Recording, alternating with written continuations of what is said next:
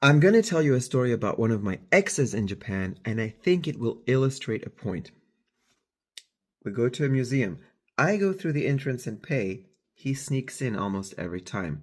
Same thing with concerts and baseball games. He also shoplifted on a regular basis from convenience stores, bars, department stores. He also drove drunk constantly. He also showed up to my house in the middle of the night drunk wanting sex.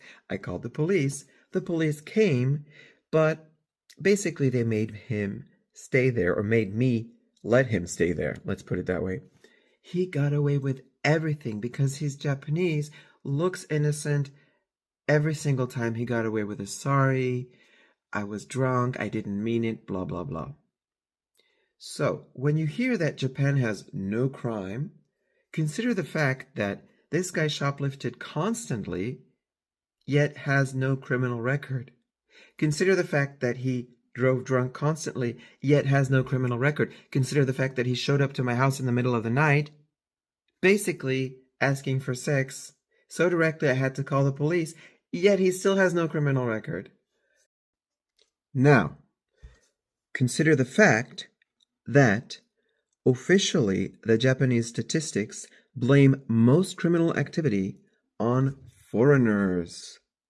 Could I have gotten away with shoplifting, driving drunk, showing up to someone's house in the middle of the night, wanting sex, or even the simple act of sneaking into a museum?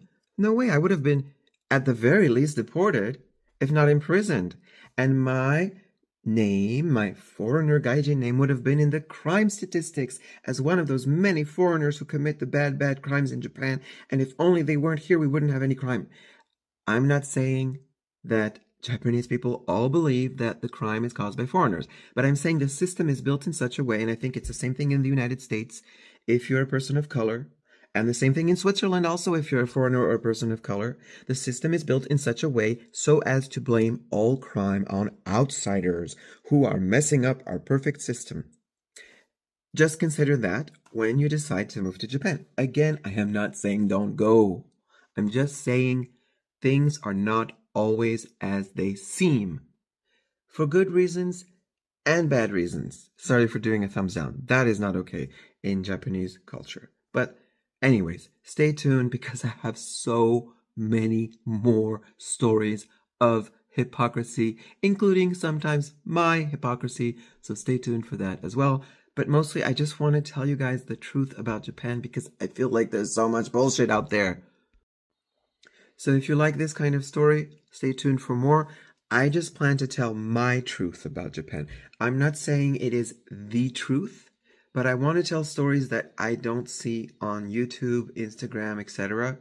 I see the Weibo bullshit pushing Japan into the heavens as the perfect model country that everyone else should follow, 50 years ahead of everyone else, even though they still use fax machines there. But I also see the bad stories that are also completely bullshit.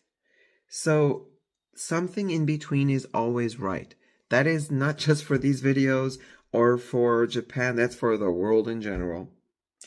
I want to tell you my truth so that if you decide you move to Japan or go there to study or just go there to visit, that you are prepared, that you don't get disappointed by the reality on the ground. Okay, talk to you guys later.